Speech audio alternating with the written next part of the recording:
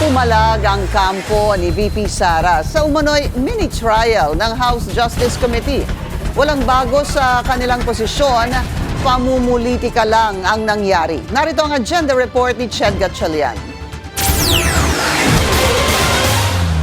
The committee really has no jurisdiction to conduct any form of trial.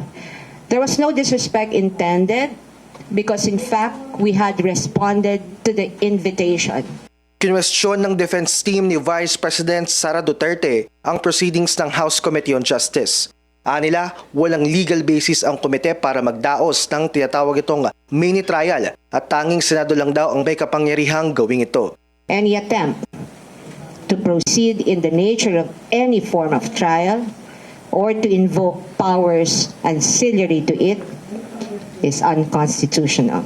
The respondent puts on record her objection to any requests, motions, or similar efforts aimed at obtaining or fishing for supposed evidence through processes that necessarily presuppose the existence of lawful authority. Hindi rin daw porke no-show si VP Sara, wini-waive na niya ang karapatan niyang marinig o depensahan ng kanyang sarili. Wala rin daw batas na nag-require kay Duterte na umattend sa mga hearing ng komite, pero handa naman daw ang bise na ipagtanggol ng kanyang sarili sa harap ng proper forum. Nagdesisyon ang komite kanina na isabpina si Attorney Michael Poa, legal counsel ni Duterte, at ang umano'y self-confessed bagman nito na si Ramil Madriaga. Handa raw humarap si Poa. I will wait for the subpoena. Titingnan ko kung ano yung laman ng subpoena, but definitely I'm willing to attend. Wala akong any intention to evade. Maging ang tax records ni Duterte ng kanyang asawang si Manasseh Carpio, pati ang kanilang mga negosyo, ipapasabpina rin. Pag-aaralan pa raw ng defense team ang mga ipapadalang sabpina, pero binigyan din nila na dapat limitado lang sa mga ebidensyang nakalatag sa complaint ang magiging pagsusuri ng komite. Lumalampas na po sa initiation ang nangyayari at kung magkakaroon man ng any trial type proceeding, that should be had before the Senate impeachment, sitting as an impeachment court.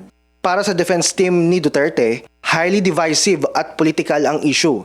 Hindi rin daw totoo na hindi nagpapakita o sumasagot si Duterte sa mga paratang. We're ready. In fact, kung may mga statements nga na sinasabi overwhelming yung evidence, so kung ganon, we respect that. Iakyat na nila sa Senate so we can have a proper trial at para mapakita na natin na talagang walang basehan ang mga impeachment, itong impeachment complaints laban sa kanya.